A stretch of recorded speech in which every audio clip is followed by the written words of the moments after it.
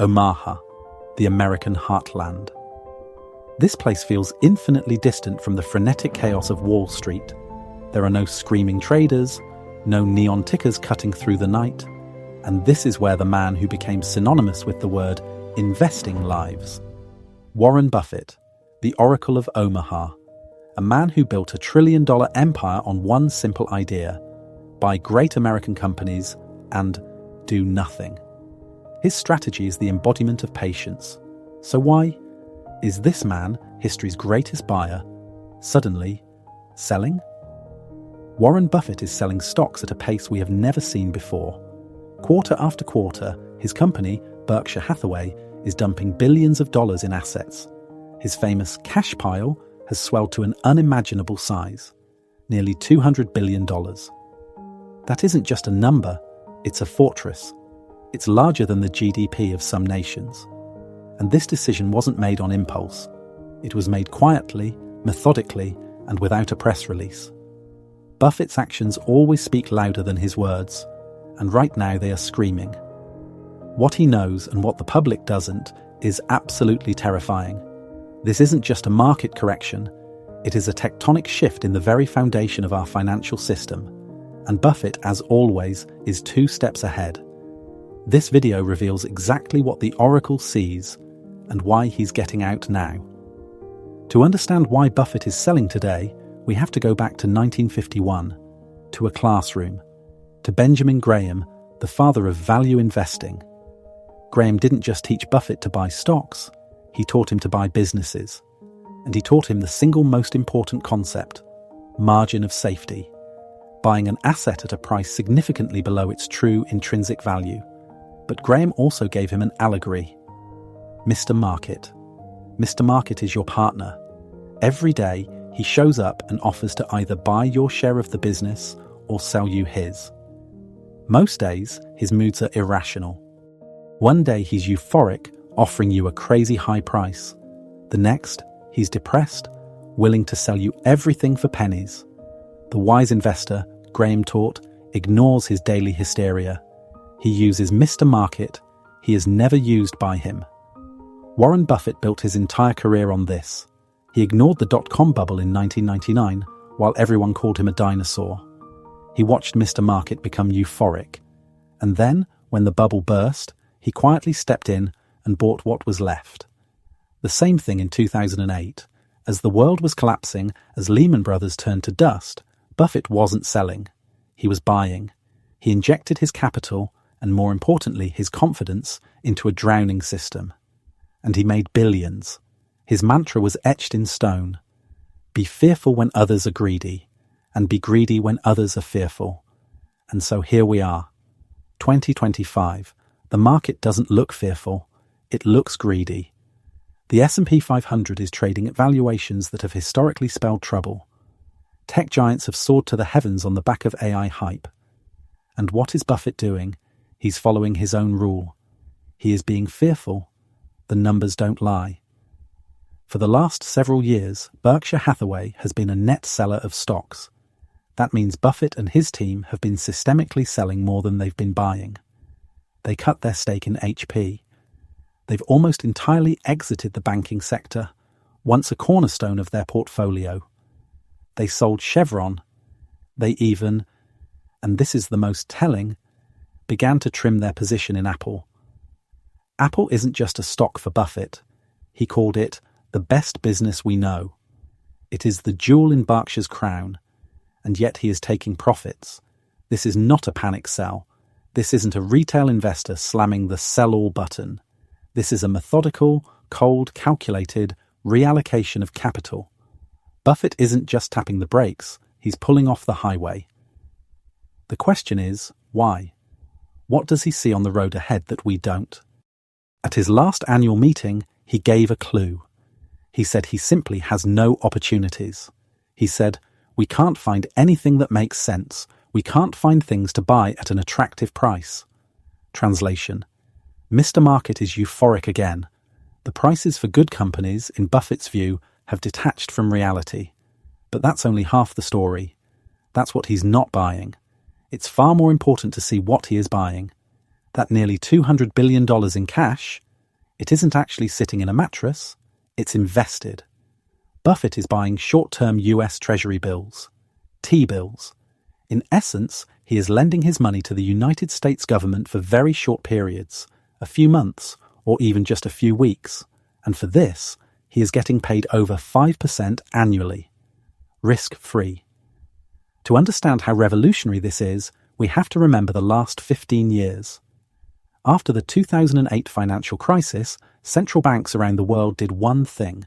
They pinned interest rates to zero. This created an environment investors called TINA. There is no alternative. If you wanted to earn any kind of return, you couldn't keep money in a savings account. Inflation would eat it alive. Bonds paid almost nothing. You had only one choice, the stock market. This zero-rate environment forced investors, big and small, to take on more and more risk just to get the same return. It inflated what some called the everything bubble, stocks, real estate, crypto. Warren Buffett hated this environment. He complained that cash was trash, but he was forced to play the game. And then, everything changed. Inflation, the monster everyone thought was dead, came roaring back. To fight it, the Federal Reserve launched the fastest, most aggressive rate-hiking campaign in modern history. And in doing so, they killed TINA. Suddenly, an alternative appeared, and it was a safe, guaranteed 5% return from the US government. The regime has changed. Buffett is no longer forced to take risks in an overheated stock market. He can sit in his fortress of cash and get paid to wait. He is being paid over $10 billion a year just to do nothing. He gets a 5% risk-free return while he waits for Mr. Market to have a breakdown and offer him a 15% or 20% return on a business he understands. This is not fear. This is the pinnacle of discipline. He sold overpriced assets and bought the single most valuable commodity, time. But there is a darker side to this strategy. Buffett isn't just waiting for a good deal, he's waiting for a great opportunity. And great opportunities only show up during one thing, a crisis. So what is the crisis? Candidate number one, the most obvious, commercial real estate. Work from home isn't a temporary glitch, it's a permanent structural shift. The ghost towers of glass and steel in downtown San Francisco, Chicago, and New York are sitting half empty. Vacancy rates are at historic highs. But empty offices aren't the problem. The debt held against them is. What's approaching is what analysts call the wall of maturity. In 2025 alone, nearly $1 trillion in commercial real estate debt is coming due for refinancing. By the end of 2026, that number is over $1.5 trillion. And here is the unsolvable dilemma. Those loans were taken out in a world of near zero rates at 2% or 3%. Today, they must be refinanced at 7%, 8%, or even 9%, all while their rental income has collapsed. The math doesn't work. This isn't just a crack, it's a gaping chasm in the balance sheets.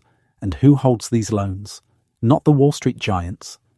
They're held by the regional and community banks, hundreds of small and medium-sized lenders that are the lifeblood of the American economy. It's a ticking time bomb, and Buffett heard it ticking long before anyone else. He was aggressively selling his bank stakes a full year before Silicon Valley Bank and First Republic turned to dust. He didn't just dodge the bullet. He saw them loading the gun. Candidate number two, more systemic and sprawling, the national debt. We're talking about a number that is hard to comprehend, over $37 trillion. That's more than the combined GDP of China, Japan, and Germany. The US debt to GDP ratio is now hovering around 125%, but the debt itself isn't the crisis. The cost of the debt is. For the first time in modern American history, the unthinkable has happened. The interest payments on the national debt have surpassed the entire defense budget. Think about that. The United States is now spending more to service its old debt than it spends on its entire military-industrial complex. The aircraft carriers, the soldiers, the hypersonic missiles. This is what economists call a debt spiral. Old, cheap 1% bonds mature, and to roll them over, the government must issue new bonds at 4% or 5%. This forces the interest payments to grow exponentially, crowding out all other spending. And it begs the question, who is going to buy all this new expensive debt? China and Japan, once the biggest buyers, are cutting their positions. The Federal Reserve isn't buying, it's selling assets off its balance sheet. Buffett is buying, but only the shortest-term bills. He is not locking in his money for 10 or 30 years. He's staying by the exit. And finally, candidate number 3, the one that ties it all together, geopolitics. The last 30 years since the fall of the Soviet Union were an anomaly. It was the peace dividend. Globalization, cheap goods from China, cheap energy from Russia and the Middle East. That low-inflation, open market environment is the world Buffett built his empire in. That world is dead. We have entered an era of deglobalization, trade wars, attacks on shipping in the Red Sea, a technological Cold War over semiconductors. We are building new, expensive, redundant supply chains, not for efficiency, but for national security. All of this is, by its very nature, inflationary. You want proof Buffett sees this? Look at his trade in TSMC, the Taiwanese chip giant. He bought the stock, called the company incredible, and sold almost all of it 1 quarter later. Why? His partner, Charlie Munger, let it slip. Taiwan, he said, was in the danger zone. For the first time in his career, Buffett is being forced to take geopolitical risks seriously. So this is the picture the Oracle sees. A shaky banking system being crushed by real estate. A government caught in a debt spiral, and a new world order that is pushing up prices and tearing apart trade. This isn't 3 different crises. It's one perfect storm. Buffett looks at this landscape, and he sees no reason to take a risk. He sees every reason to have his gunpowder dry. His $200 billion isn't a shield. It's a weapon. It's a hunting fund, assembled for the day when everyone else is forced to sell. He is waiting for someone else to make a mistake. He is waiting for companies, banks, or even entire industries to become desperate for capital. Just like in 2008, when he dictated his terms to Goldman Sachs. He will do it again, but this time he's coming with an arsenal 4 times as large.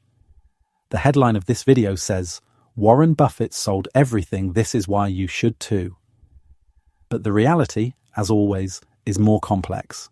The truth is, you should not blindly copy Warren Buffett. You are not him. You do not have his problem. His problem is scale. He can't buy a small, fast-growing business. He needs to buy entire corporate giants. He needs to move mountains of capital, and right now those mountains are too expensive. You, as an individual investor, have an advantage he doesn't: flexibility. But you must learn the lesson. And the lesson is not to sell everything. The lesson is discipline. The lesson is asking yourself, am I paying a reasonable price? The lesson is understanding that cash is not trash. In a 5% world, cash is a position. It's insurance. It's opportunity. The lesson is to ignore Mr. Market when he is euphoric. Warren Buffett is not predicting when it will rain. He doesn't know if the market will crash tomorrow or 2 years from now. He is simply building the ark. He sees a world that has grown arrogant, addicted to easy money and perpetual growth. And he is quietly stepping aside, hoarding the largest pile of cash in history, waiting for the inevitable return of gravity. What he is doing is not a prediction. It is a preparation. And when the storm finally breaks and everyone else is panic selling, the Oracle of Omaha, just as he always has, will quietly pull out his wallet and go shopping.